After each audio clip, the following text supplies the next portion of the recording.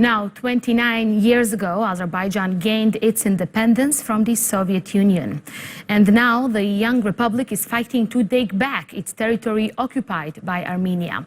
Well, to get more on the atmosphere of independence in the midst of conflict, let's speak to Ahmad Shahidov. He joins us now from Baku. He is the head of Azerbaijan Institute for Democracy and Human Rights. Ahmad, thanks so much for your time for us here at TRT World. What's the mood like in Baku today? I mean, and has there been any reaction to the ceasefire? To have the attempt to have ceasefire at the second time have been failed, and because and tension escalated in the region now, and Azerbaijan showing its goodwill based on humanitarian principles, agreed to humanitarian ceasefire from today, October 18. But Armenian armed forces immediately after the declared ceasefire, starting almost from 10 minutes past midnight, fired at the Jabrayil city and the Jabrayil region village liberated from the occupation, located along the river Araz, using mortars and artillery. And the armed forces of Armenia, violating the ceasefire, shelled Azerbaijan's positions using the large-scale weapons at the border of the two states in the direction of Gadabay and Tovuz regions of Azerbaijan.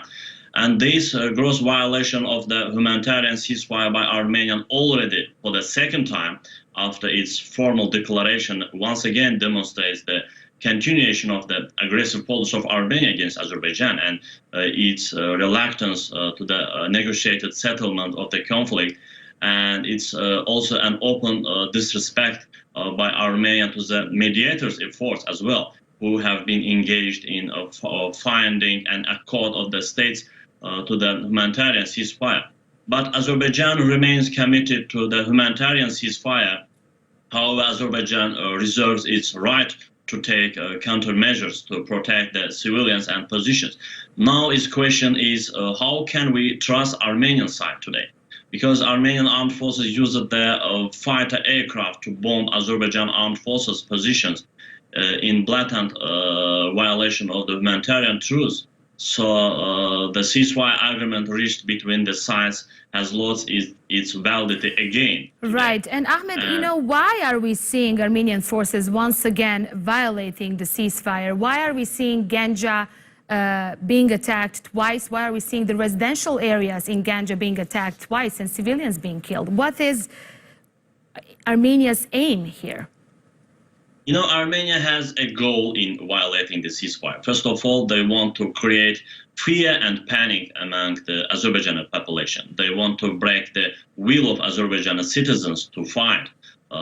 They cannot achieve this because the people of Azerbaijan have been waiting for the return of Nagorno-Karabakh for many years and are ready to die in this way.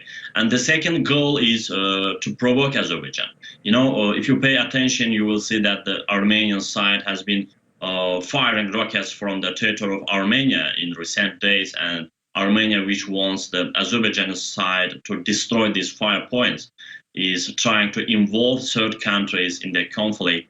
In particular, Armenia wants to see Russia as an active party in this conflict. But however, Azerbaijan conducts military operations on its territory, I mean in the occupied Nagorno-Karabakh and surrounding areas. Right. And this is a sovereign right of Azerbaijan, and every country has the right to protect its borders. So, right. And Ahmed, just briefly, what is Baku's goal here? To retake Nagorno-Karabakh? You know, it's our recognized, international recognized borders, international recognized territory, and there are 4 UN Security Council resolutions about the territorial integrity of Azerbaijan, about immediately withdrawal of all external troops from these occupied territories.